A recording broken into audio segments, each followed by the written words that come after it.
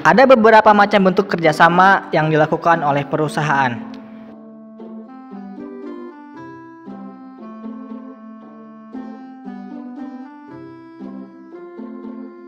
yaitu merger,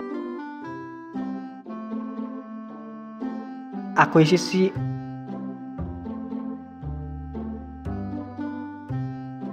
dan konsolidasi. Dan di sini kita akan membahas akuisisi. Apa itu akuisisi? Akuisisi adalah pengambil alihan suatu perusahaan dengan membeli saham atau aset perusahaan tersebut, dan perusahaan yang dibeli tetap ada. Contohnya adalah perusahaan X mengakuisisi perusahaan Y dan menjadi perusahaan XY, di mana perusahaan Y tetap ada. Dalam berbagai bentuk kerjasama yang dilakukan oleh perusahaan, termasuk yang kita bahas dalam video ini, yaitu kerjasama dalam bentuk akuisisi. Diperlukan adanya laporan konsolidasi pada akhir tahun. Perusahaan induk dan perusahaan anak akan menggabungkan laporan keuangannya selama periode tersebut. Lalu, bagaimana sih prosedur dalam membuat laporan konsolidasian? Prosedur dalam membuat laporan konsolidasian diatur menurut PSAK nomor 65, yaitu 1. Menggabungkan aset, liabilitas, ekuitas, penghasilan, beban, dan arus kas sejenis entitas induk dengan entitas anaknya. 2. Mengeliminasikan jumlah tercatat dari investasi entitas induk pada setiap entitas anak dan bagian entitas induk pada ekuitas setiap entitas anak. 3. Mengeliminasikan secara penuh aset, liabilitas, ekuitas, penghasilan, beban, dan arus kas dalam intra kelompok usaha terkait dengan transaksi antar entitas dalam kelompok usaha. Terus, apa itu akuisisi dengan kepemilikan penuh? Jawabannya adalah di mana perusahaan induk menginvestasikan uangnya sebesar nilai tercatat ekuitas kepada si anak, yang menyebabkan perusahaan induk memiliki perusahaan anak secara keseluruhan. Nah, agar teman-teman mudah memahaminya, yuk lihat contoh soal berikut ini. Misalnya seperti ini.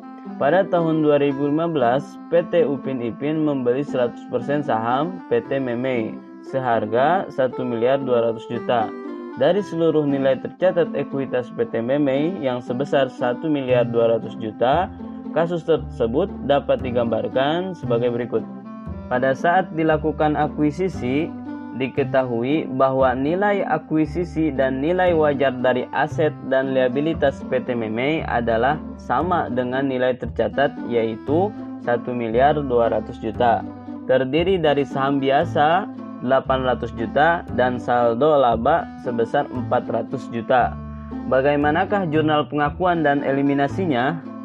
Jadi teman-teman, dalam contoh soal tersebut kita akan menjurnal 3 jurnal eliminasi yang umum terjadi pada entitas.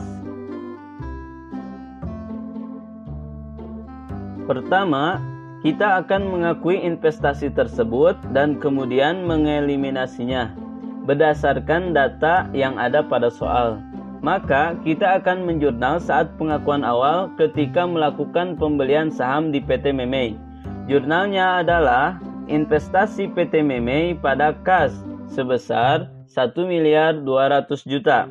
Kemudian, jurnal eliminasi untuk pengakuan awal sebelumnya adalah dengan cara menghapuskan saham biasa sebesar 800 juta dan saldo laba sebanyak 400 juta berada pada posisi debit.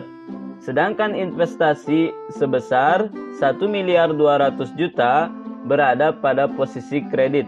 Lalu, Pada akhir tahun tersebut, PT Memei mengumumkan dan membagikan laba bersih sebesar 200 juta. Bagaimanakah jurnalnya? Jurnalnya adalah di sebelah debit tercatat investasi pada PT Memei sebesar 200 juta dan di sebelah kredit tercatat bagian laba atas PT Memei sebesar 200 juta. Pada akhir tahun, PT Memei juga membagikan dividen sebesar 50 juta. Dengan begitu, jurnalnya adalah di posisi debit tercatat kas sebesar 50 juta, sedangkan di posisi kredit tercatat investasi pada PT Memei sebesar 50 juta. Dan terakhir, teman-teman harus mengeliminasi dua jurnal sebelumnya, yaitu jurnal pengakuan laba dan pembagian dividen tersebut, dengan cara menghapuskan bagian laba atas PT Memei sebesar 200 juta berada pada posisi debit, sedangkan dividen diumumkan sebesar 50 juta dan investasi pada PT Memei sebesar 150 juta berada pada posisi kredit.